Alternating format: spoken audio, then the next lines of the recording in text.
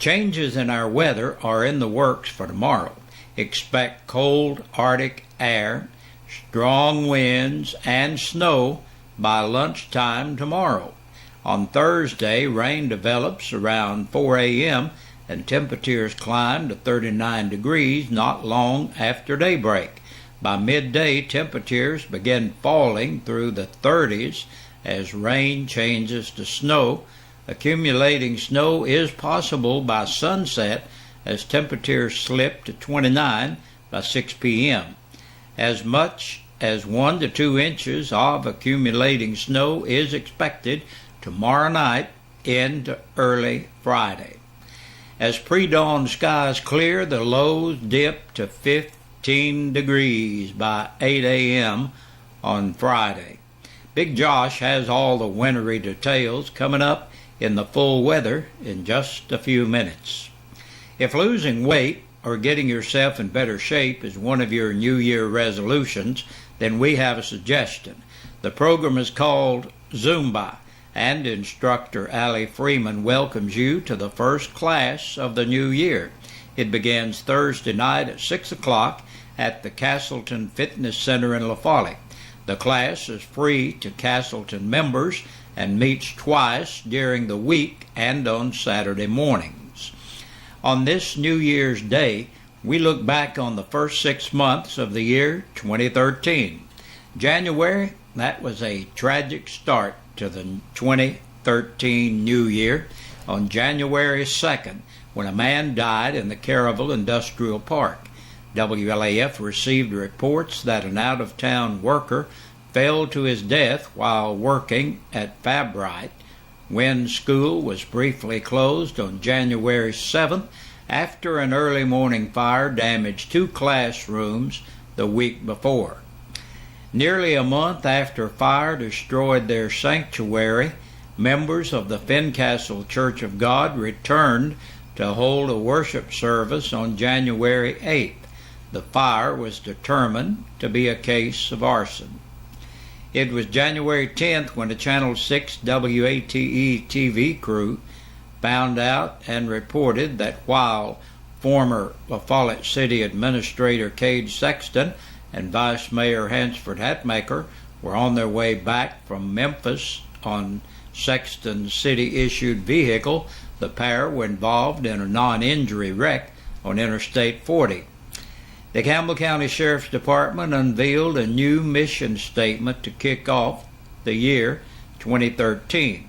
It is the mission of the Campbell County Sheriff's Office to safeguard the lives and property of the people we serve, to reduce the incidence of fear of crime, and to enhance public safety while working with every community to improve their quality of life. Interim City Administrator Cade Sexton handed a letter of resignation in to La Follette Mayor Mike Stanfield in January. On the final day of January, the Campbell County Sheriff's Department graduated 225 DARE students. On the first day of February, hundreds of people packed the courthouse to give members of the Board of Education an earful when they failed to renew Donnie Poston's contract as Director of Schools. The La Follette City Council approved Police Chief Jimmy Jeffries to act as City Administrator. Hansford was the only no vote. The Campbell County SWAT team resumed its manhunt on February 7th for an individual who invaded a home on Tussicott Road. After getting into a shootout with the homeowner, the suspect fled in a van. The manhunt forced Wynn Elementary into lockdown for one afternoon. The next night, Randy Monday was arrested. Text-to-tip debate in February as it debuted at the high schools. The oldest living graduate of La Follette High School, Jeanette Smith Carr, passed away on Saturday morning, February 16th. Jason Fox, dubbed the Bad Hair Bandit, was arraigned in federal court in London, Kentucky. He robbed 6 banks. Wigs, being part of his disguise, caused him to be called the Bad Hair Bandit. As we turn to March of 2013, the Campbell County School Board voted to extend the contract of Director of Schools Donnie Poston through June 30th. The 13th, during a special call meeting. La Follette Utilities won the 2013 award for clean water.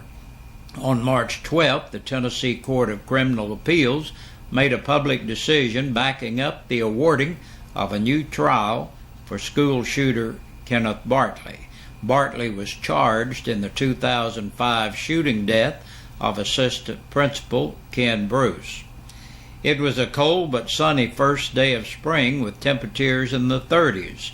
State Representative Dennis Powers announced in March that a bill was passed to name a section of Highway 25W in memory of fallen Campbell County Assistant Principal Ken Bruce. A year-long investigation yielded 63 grand jury indictments and probation violation of Campbell County's worst drug offenders. It was the largest drug roundup in a decade, according to Sheriff Robbie Goins.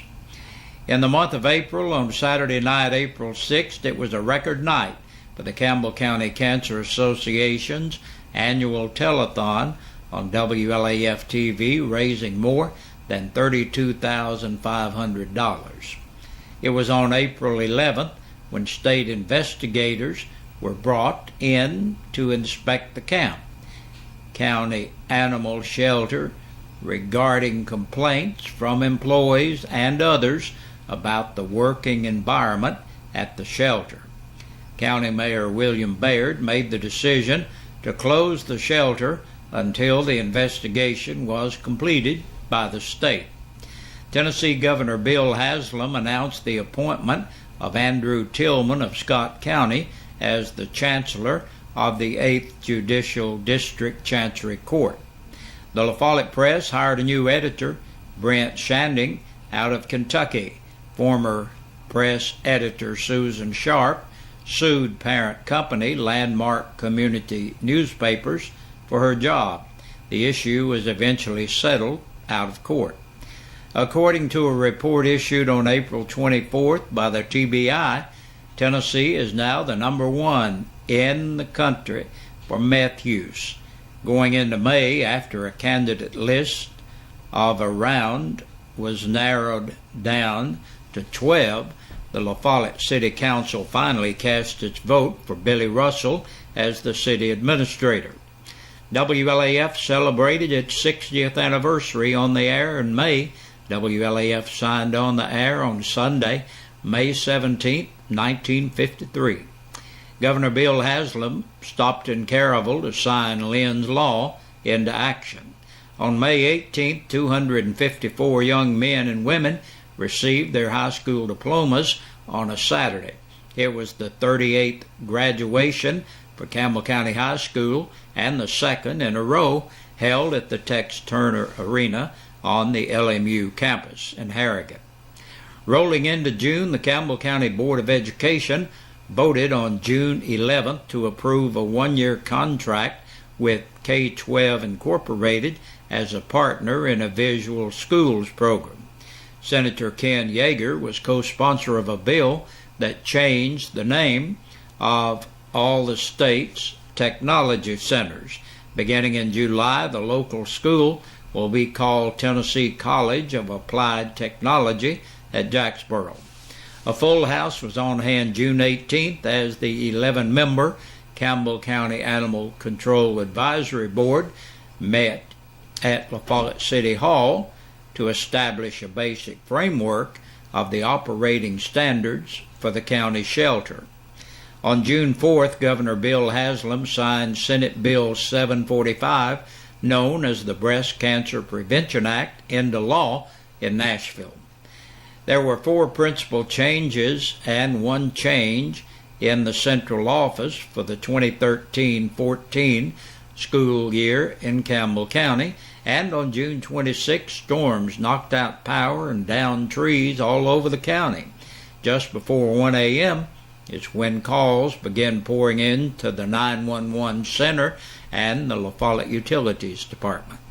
And that rounds out the first 6 months of the year of 2013, which is now gone. It's now history. That's our news for today. Stay tuned. We'll be back with a press release from the Sheriff's Department. 6 people closed out the 2013 year with being booked into the Campbell County Jail. Karis Dakota Blevins, 18, of Huntsville, for contempt of court. 19-year-old Jeffrey Allen Buckingham of Gray, Kentucky, for contempt of court. William John Marney, 42, of East Prospect Street, La Follette, for DUI. 28-year-old Tara and Martha Wilder of Stonehenge Lane in Jacksboro, for DUI. 25-year-old Carlos D. Wilson of Springs Lane, La Follette, for domestic violence by assault. Roman Keith Wright, 39, of Sheba's Way, La Follette, for public intoxication. And that's a look at our news for this New Year's Day. Hope you had a great New Year, and hope you stay that way all the way through. Stay with us. We'll have lots more coming your way right here. Hey, Big Josh with you once again on this Wednesday evening, New Year's Day, and we hope you've had a great one so far and continue to have. Our birthday and anniversary club is brought to you by your friends here at WLAF and Eastside Pizza and Deli. They're located in the Food Lion Center. Check these guys out. Will you stop by for a visit up there? Our birthday today, we got Carrie Copeland, 4 years old today. Carrie Copeland, 4 years old. Happy birthday to you. And our anniversary, we've got Teddy and Marilyn Teague celebrating 32 years. Happy anniversary, Marilyn and Teddy. And yesterday, Frankie and Leon Green celebrated 16. Happy anniversary, Leon and Frankie. We hope all of you had a great day and are having a great day. If you're celebrating today and for some reason we don't have your name on our list, we'd love to have you call it in, because that's the only way you can qualify to be in the drawing, and you would be eligible to win a birthday dinner for two or an anniversary dinner for two from your friends here at WLAF and Eastside Pizza and Deli. Good Lord willing, see you tomorrow.